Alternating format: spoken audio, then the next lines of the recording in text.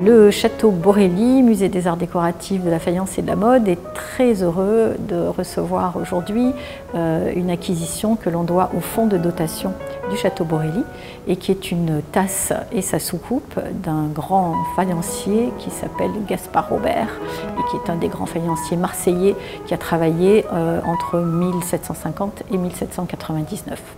Cet objet qui est absolument remarquable, il représente certainement la quintessence de ce qu'a pu faire de mieux ce porcelainier. Ce sont les seules pièces armoriées qu'il ait faites en porcelaine.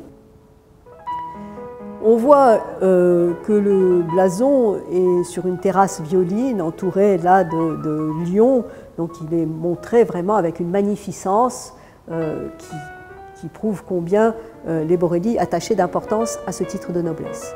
Normalement, c'est un blason qui est un simple écu, et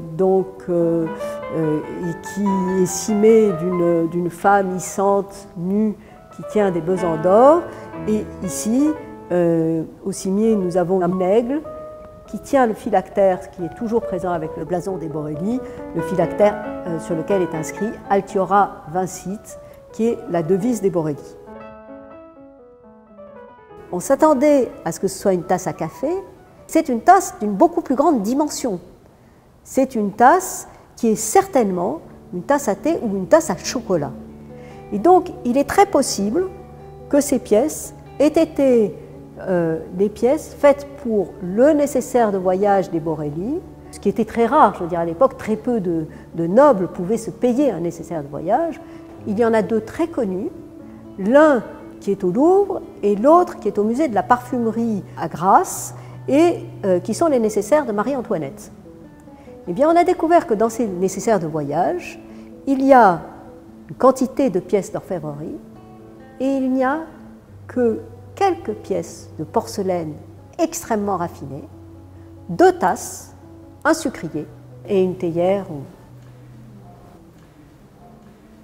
Lorsque j'ai envoyé la photo de la tasse aux membres du fonds de dotation du musée Borelli, l'un des administrateurs m'a immédiatement répondu que le sucrier était chez lui et qu'il allait en faire un prêt à longue durée au musée. Et donc c'est ainsi qu'un bonheur ne venant jamais seul, eh bien, le sucrier a pu retrouver sa tasse, la tasse pour laquelle il avait été fabriqué. La présentation de cette tasse nous a permis de sortir des réserves une pièce très importante, toujours de Gaspard Robert. Une aiguière et son bassin, présentés ici, avec un décor principal qui est un décor mythologique, la toilette de Vénus pour l'aiguière, le triomphe d'Amphitrite pour le bassin, très belle aiguière et son bassin qui appartient déjà à la collection du château Borelli. Les faïences de Marseille ont été considérées comme les plus belles du royaume. Marseille est arrivée à un niveau d'excellence qui n'a jamais été égalé après et qui fait que ces faïences ont pu être l'objet d'un engouement extraordinaire, même maintenant, parce qu'elles sont d'une qualité qu'on ne voit pas ailleurs. Vous aviez toutes sortes de faïences. Vous aviez des faïences qui étaient assez simples et avec des décors assez simples, et puis d'autres qui avaient des décors extrêmement raffinés et qui valaient des prix faramineux. Et les services faisaient des centaines de pièces. Objets de très grand luxe et objets de la noblesse. Alors, Gaspard Robert fait partie donc des 5 grands faïenciers du dernier quart du XVIIIe siècle, qui s'est vraiment manifesté comme un artiste de renom, très célèbre encore aujourd'hui, pour la réalisation d'un certain nombre d'objets en faïence, mais également en porcelaine. Et c'est vraiment ce qui le caractérise, on le voit notamment avec cette très jolie tasse, puisque la plupart des collections que nous avons au musée des arts décoratifs, de la faïence et de la mode, donc à Borelli, sont plutôt des objets de faïence, pas seulement, mais beaucoup de faïence. Pourquoi? Parce que la faïence a connu un essor extraordinaire donc, dans la deuxième partie du XVIIIe siècle et que les faïenciers ont mis un certain temps à connaître le secret de ce qu'on pouvait appeler l'or blanc, à savoir la porcelaine.